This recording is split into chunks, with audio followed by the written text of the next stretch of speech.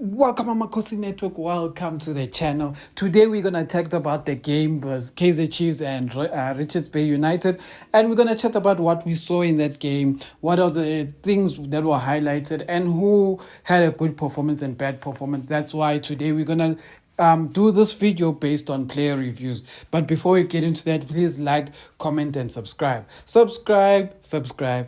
Guys, please subscribe. Over 80% of you watch this channel and you are not subscribed. So please subscribe. Yeah, we're almost at 6K, which is a good achievement, but let's keep pushing. But let's get into the game. First one, let's talk about Peterson. So Peterson had a decent game. He wasn't tested, so there's not much we can say like that Richards Bay did for him. Richards Bay didn't do much that we can really highlight Peterson, how he saved us and everything. Almost like the first shot that Richards Bay had at goal, Peterson conceded with that chance. Because other than that, there was the only shot that I can kind of remember was when Figueroa took a cross and it ended up being a cross-come shot kind of thing. But yeah, so Peterson, I'm just going to give a 6. He dealt with the cross as well, but he wasn't really tested. Bradley Cross, I am going to give Bradley Cross a 5 to 5.5. He didn't really do anything spectacular. Maybe I'm being harsh. Let me give him a 6. I'm going to give him a 6 as well. He did his job where he had to do his job.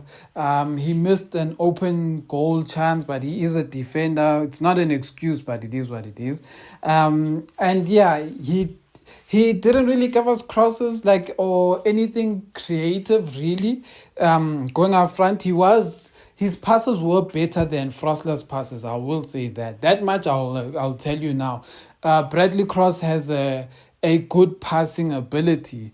If only his defending was could match that ability. But yeah, so Cross I'm going to give a 6. Some people would argue he's 6.5, but 6 for me. Next one is Dudley. I'm going to give a 6.5, and Msimang I'm also going to give a 6.5. They weren't really threatened, but I think they commanded the area good enough. They saved the team where it needed to be saved, and they protected the defense. Msimang I'm just going to give a 6 in this game. I want to actually even give him a 5.5, but I feel like I'm being harsh. But I'm just going to give him a 6 just because he had so many missed passes. He was passing Richards Bay all the time. And then he had to go. He was doing a Maart. You know the thing we talk about Maart, where Maart keeps passing opponents. Msimanga was doing that. And it was weird for me because Dudley and them were trusting Msimango at the same level that Dudley and them trust Miguel. But the difference is that Msimango can't really start the ball. Like if you think about it really, his passes always don't meet a Kaizer Chiefs player. He struggles to start play. And yeah, you can see that our right side sometimes is not too creative. Anyway, Frosler, 2 yellow cards and a red card. The first yellow card I felt was too harsh. Number 1, it was too early, and number 2, there wasn't much in that challenge, to be honest. He was late, and everyone knows he was late, but it wasn't the kind of late that I think warranted a yellow card. But the second yellow card I do believe was a yellow card. So at the end of the day, it is what it is. I feel like Nabi should have protected Frosler from himself. But the one good thing I'll say about the Frosler being red carded is that finally Solomons will get a chance to play and show what he can do at right back. So I'm praying that Solomons has a good game at right back, because Solomons is the right back I enjoy watching most. It's like watching Dion Hoto at Pirates, or watching I won't say Monyani, but kind of similar to him. But anyway, so Frosler, I'm just gonna give a 4. His passes were bad. His challenges were bad. He was late on a lot of challenges. His passes were bad. it wasn't his game. You could just feel good it wasn't his game. But anyway, the next one, Matt. If I'm being a harsh person, I would give him. Actually, let me start with Mteto. Mteto, I'm going to give a 7.5. I'm gonna give him 7.5 just because he did what we needed him to do as a 6. He cleaned and he destroyed.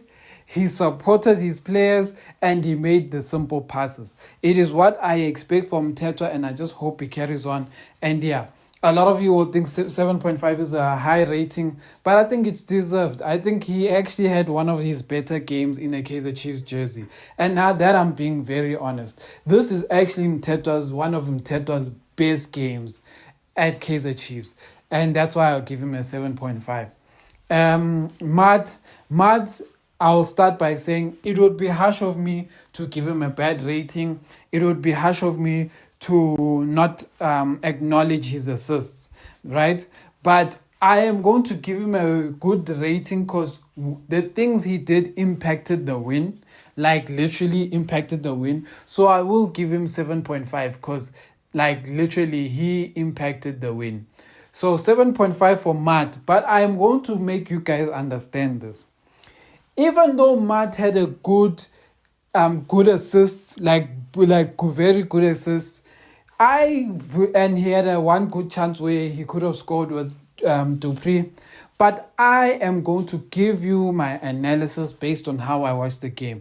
In the first half, Matt was non-existent besides the assist that he gave in the cross. Until if one of you guys can tell me that you saw Matt in the first half besides that assist, then you know more than me. Because in the first half, Matt was struggling to play.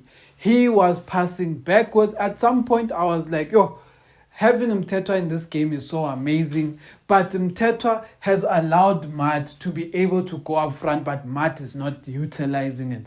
Which is now making sense to me why Nabi was starting to play uNkosi Mpilengcobo. Because with Mteto there, guys, you need to understand, with Mteto there and doing that cleaning job, it allows the player who is in front of him to be freer in joining in attack and being creative. And that is what I saw yesterday. Matt lacked creativity. Besides the second half. Second half, he had two good moments. The first one was the assist to Dupree. The second one was that chance that he almost scored with Dupree. But that one, it was Dupree. That one I'll give more credit to Dupree because Dupree did everything. But the one thing I liked about Matt is how he still arrived in the box. So that's why I'm going to say Matt 7.5. But Nabi, this is a game where I try to make people aware of this, to be like, Richards Bay is a poor team. So, a poor team tends to make some of your players look like they are very good when they're not. And my thing is that when this happens, Nabi's next game, he's going to start the exact same team. And when he starts the exact same team and they disappoint him, people are going to bash Matt in a very hard way in the next game if the midfield is way better than the Richards Bay one. And it's going to feel unfair. But it's going to feel unfair when that happens. And that's why I'm just saying, I want you guys as fans just to control your emotions on Matt's performance. Don't think that you're going to get this performance every game. This is one of those games. It's like watching Samkelo Zwane against Markets. Dominates with no pressure. And then you will think that you'll do well against Sundowns. And it doesn't. But anyway, let's go to the next one. Dushabalala had a bad game according to his standards. He couldn't trap, he couldn't pass, he couldn't shoot. I think without Serino, Mdu looks like an average player. And I've been saying this for weeks, that I don't know why Mdu needs Serino to start playing. But it seems like Mdu can only play when there are smarter players around him. But when there aren't more like smart players, when they are just players with energy, he does not seem to be able to perform at his level. And you can see that when Serino is on the park, when Mfundo Vilagazi is on the park, Mdu Shabalala can function. But if it's players like Modi and players like Duba who are more energy than anything, he struggles. So I don't do need to find a way to never let the standard of play affect your performance. But I'm gonna give a 5. Modi, I'm going to give a 5. Also not the best of performances, I won't lie. Next one, Dupree, I'm going to give a 6.5. He was non-existent in the first half. Makes sense because we didn't create anything for him. But he scored a brilliant goal and he set up Maart brilliantly. So I will give him a 6.5 for that. Some will argue 7, but based on his poor first half, I really can't say that. Duba scored his first goal this season. Well done to him. I didn't talk too much about the goal yesterday. It was a clinical finish. But part of me didn't want to talk about Duba just because Duba is starting to... He has the right type of arrogance, but he shows it in the wrong way. You need to be arrogant on the ball, not off the ball, if you know what that means. That means that when you have the ball, show that arrogance that you are better than players and stuff like that. But this thing of when the game is not playing, you are stepping on people, you are pointing people in the face. It's like he thinks he's rubbing off Miguel, but Miguel knows how to use his arrogance to insert his dominance. But Duba kind of uses it very childish, and it will one day cost us. Like, Duba has a red card in his system, and you guys will think I'm joking. Duba, the refs are starting to watch Duba. Let me put it to you that way. The refs are starting to watch Duba because Duba has a red card. He's going to slap someone or do something dumb, and he's going to get a red card. The next one is, if then we talk about the subs, the substitutions didn't really... the red card did mosher the game for us, so I can't really talk too much about the subs. Blom, there wasn't much to say about him. Samkelo Zwane, there wasn't much to say about him. The only player I'd like to comment about is Saile. Saile's performance was just so poor. It's a performance I just want to forget and never experience again in my life. I wish Sahile's minutes on the Kaizer Chiefs field, I wish that I can unsee them. I wish God can give me back those minutes that Sahile took from my life when I decided to watch Sahile kick the ground. Like Sahile, Sahile, I was one of the people hoping that with good coaching, you would unlock the potential in your speed, your power, and some of your athleticism. But sometimes you need to cut your losses. And Sahile maybe one day come around and become a Chirambandare, maybe. But in our current season, we just need better players than Sahile. But the next rating I'll give is the Nabi rating. Nabi, I'm going to give a 5.5 to 6. If I give him 6, it's based on the win, but I am going to give him a 5.5 just because he keeps making the same mistakes, especially with the right backs who get early yellow cards and thinking that they can stay or left back, thinking they can stay in the game for long periods of time. And every time he does this, I always say there will come a time when these guys foul someone and we lose that game just because we want to try keep them in the game or try be fancy. I don't know. So that's the one reason I'll say that. So other than that, I think Nabi sometimes his substitutions and this is something I don't like sometimes when I'm watching Nabi, is like some of the substitutions Nabi makes, I start to question because you wonder what he is seeing in that player in that moment. For example, we were defending, he put in Samkelo Zwane. And I was like, but is Samkelo Zwane the best player to put there? He can't even defend.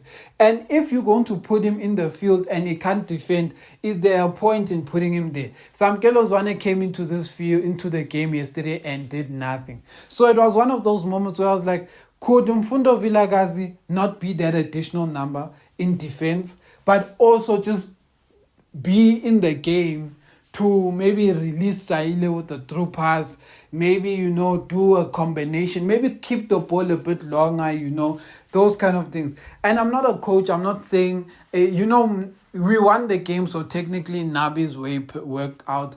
But yeah, Samkelo's one, I don't know. I didn't get why he was on the field, but that's just me. Amakhosi for life.